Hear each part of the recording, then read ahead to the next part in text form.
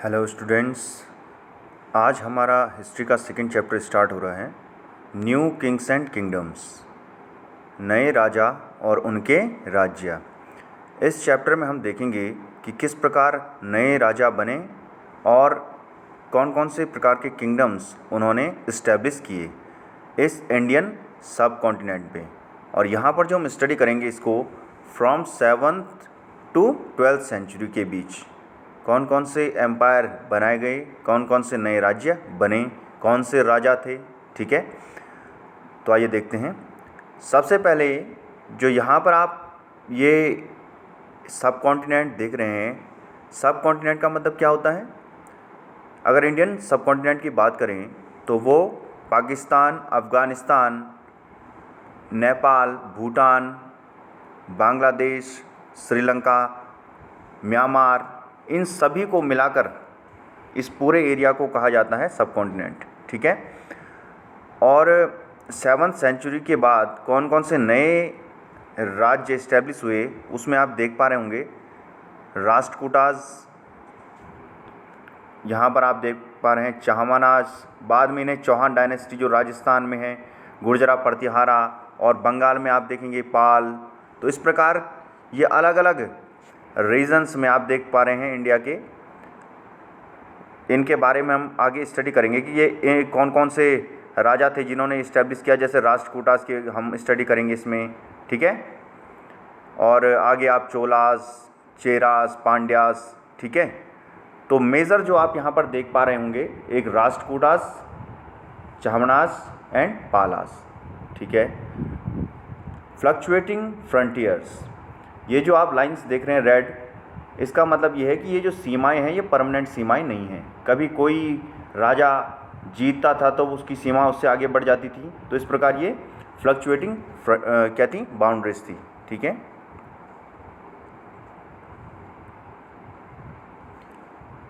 The emergence of new dynasties, 7वीं सदी की बात करें तो जैसे कोई बिग लैंडलॉर्ड होते थे, वॉरियर चीफ होते थे अलग अलग क्षेत्रों में।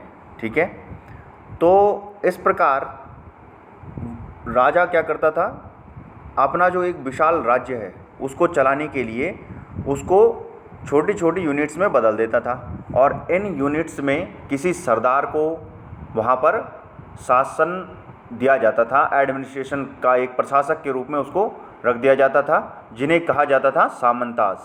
ठीक है, और ये एक्सपेक्ट किया जाता था सामंताज से कि वो राजा को समय समय पर टैक्स देते रहेंगे और गिफ्ट देते रहेंगे। ठीक है, पर धीरे धीरे सामंताज पावरफुल होते चले गए और उन्होंने अपने आप को कुछ टाइटल्स भी दे दिए, जैसे महासामंता, महामंडलेश्वरा, the great lord of a circle और रीजन्स। और कुछ ऐसे सामंता हुए जिन्होंने बाद में अपने जो उनका राजा था उसको ही चैलेंज कर दिया और उसको हटाकर खुद वो राजा बन गए। ठीक है, इसका एक एग्जांपल आप देखेंगे, जैसे राष्ट्रकूटा डायनेस्टी। राष्ट्रकूटास चालुक्यास के सामंत थे, लेकिन उनका जो एक राजा था दंती दुर्ग, सरदार था जो राष्ट्रकूटास का, उसने अपने चालुक्य राजा को हरा दिया और खुद एक नए राज्य का निर्माण किया। राष्ट्रकूटा डायनेस्टी का जो फर्स्ट राजा था वो कौन था? दंती दुर्ग। अगर आपसे क्वेश्चन पूछा जाए who was the founder of Rashtrakuta dynasty, तो कौन है? दंती दुर्ग। तो इस प्रकार आप देख पा रहे हैं उसने अपने चालुक्य राजा को हराने के बाद एक रिचुअल किया जिसे कहते हैं हिरण्यगर्भा।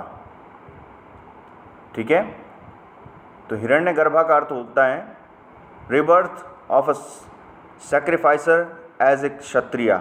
अर्थात अगर आप जन्म से क्षत्रिय नहीं भी हैं, लेकिन इस प्रकार के रिचुअल करने के बाद, आपका इस प्रकार का एक धार्मिक अनुष्ठान करने के बाद आप क्षत्रिय के रूप में बदल जाते हैं, ऐसा माना जाता था। ठीक है, तो इस प्रकार जो है दंती दुर्ग ने ये रिचुअल किया और स्वयं को क्षत्रिय घोषित किया। ठीक है।